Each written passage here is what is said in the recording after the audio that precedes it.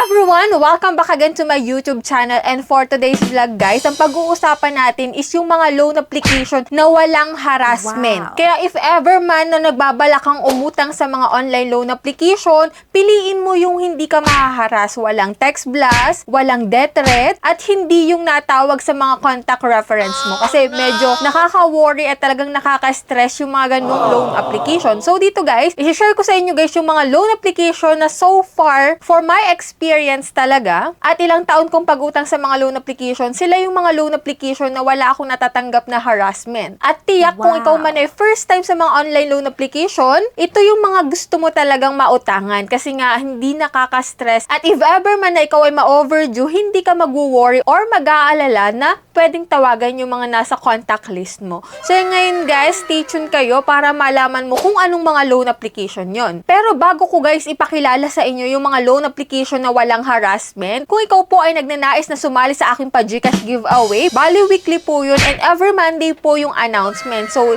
5 lucky winner po yung aking pinipili na mananalo ng pa-GCash giveaway, and every last Monday naman po may isang mananalo ng aking pa-cellphone giveaway. So ang gagawin mo lang guys is magsusubscribe ka sa aking YouTube channel, ilalike mo tong video na to at mag-iiwan ka ng comment dyan sa comment section. Ganun lang po kadali yung ating mechanics, no? So dito guys, manunood ka lang ng pwede mong utangan online, may chance ka pa na manalo sa ating pa-GCash at pa-cellphone giveaway. So without further ado, let's go to our topic for today.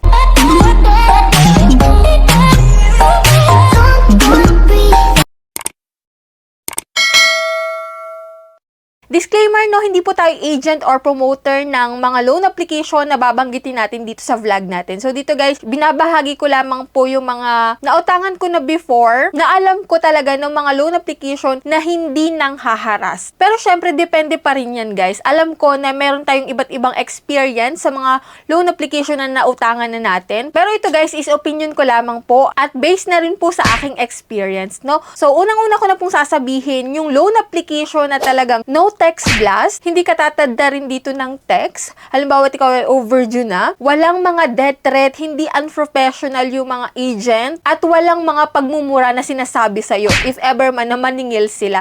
So, unang-una ko na pong babanggitin dyan ay si GCash. So, si GCash po is nag-o-offer ng mga loan services sa mga GCash users, which is, nakadepende pa rin sa G-score mo guys, kung mai-unlock mo yung tatlong ito, which is si G-Loan, si G-Gives, at si G-Credit.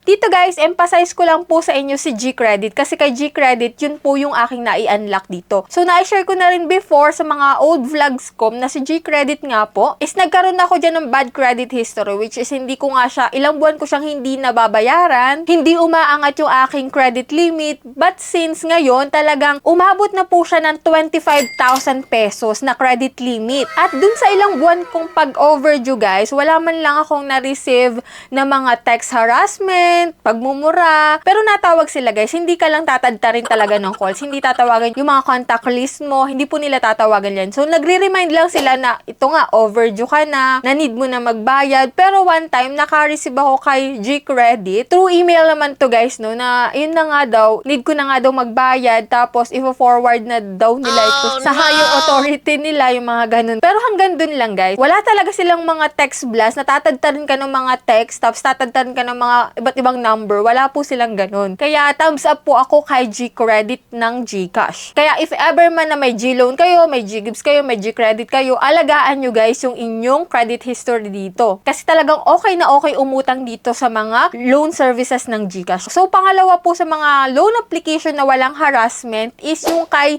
Pay Later. So, sino na dito yung mahilig mag-Shopee? Yan. Kung ikaw ay mahilig mag-Shopee, so, lagi kang umu-order sa Shopee, yan. Pwede mo pong mai-unlock si Pay Later. And kalaunan, pwede mo nang mai-unlock din si S-Loan. Yun, mas maganda si S-Loan.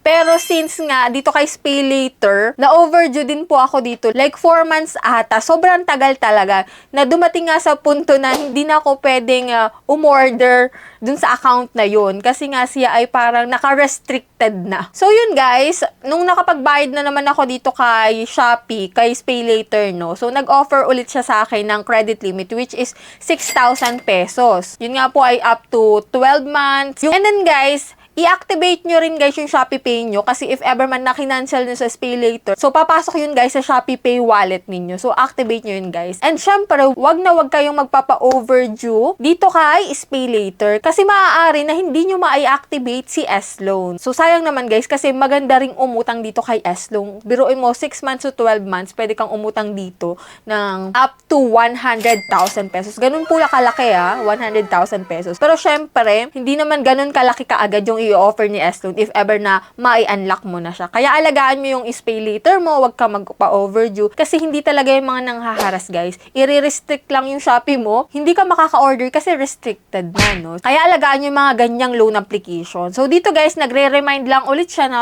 overdue ka na nga. Minsan i-email ka, pero tatawagan ka isang beses lang, pero walang mga tad-tad na text or calls talaga. So next natin guys, alam ko marami na rin nakautang dito and alam ko na alam nyo na rin na hindi talaga to masyadong nanghaharas or nagte-text blast or nagsisend ng mga pagmumura sa inyo. So si Tala po ay pwede kang makapag-loan dito ng up to 25,000 pesos, up to 61 days yung kanyang repayment, and talagang recommended ko rin tong si Tala kasi bukod sa reasonable yung interest na pinapatong niya, talagang maaasahan siya oras na nangailangan ka kasi nga installment din. So sa experience ko dito kay Tala, noon kapag hindi ka sumagot, once na may tumawag sa'yo na agent ng Tala at hindi ka sumasagot sa mga calls nila, doon medyo alanganin, no? Pero habang lumipas yung mga panahon, nagbago na. Marami na rin akong naririnig, nababasa ng mga comments na okay nga daw tong mga agent ni Tala, na hindi sila unprofessional, na makipag-usap ka lang talaga is mapapakiusapan naman talaga tong mga customer service ng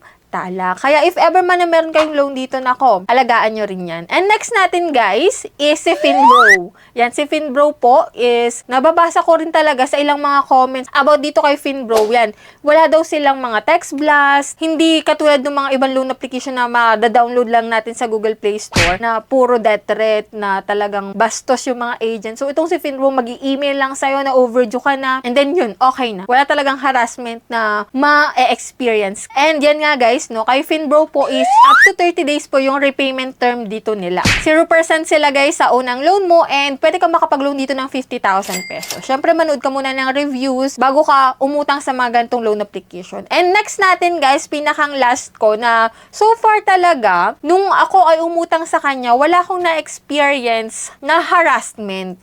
May text, oo. May email, oo. May tawag, oo.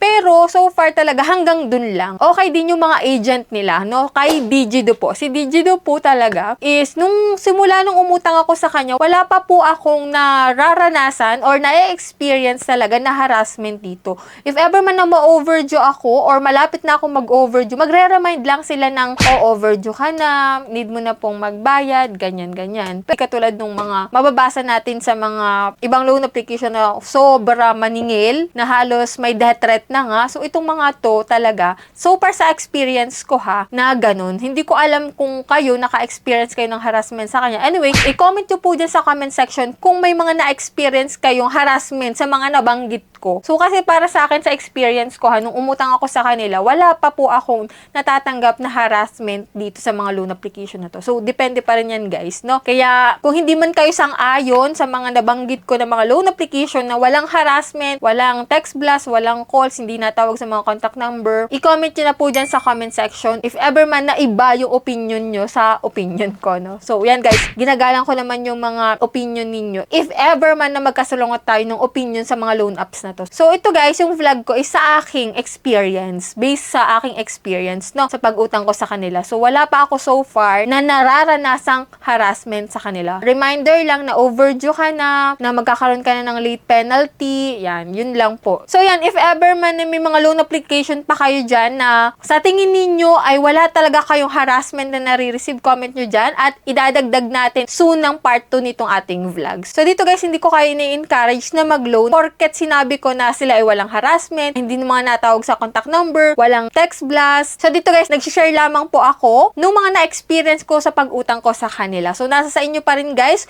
kung anong loan application yung uutangan nyo. And payo ko nga guys, na bago kayo mag-install or mag-download ng mga loan application, alamin nyo muna kung magkano yung interest na ibabawas, kung magkano yung marireceive ninyo para at least kayo na lang talaga yung mag-iisip na okay kaya siya or hindi. Sa mga hindi pa dyan nakasubscribe sa aking YouTube channel, kindly click the subscribe button. I-on nyo na rin po yung notification bell para updated kayo sa mga gantong usapan, lalong-lalo na po sa mga bagong naglalabasan ngayon na loan application. So, bye-bye na muna for now, guys. See you on my next vlog.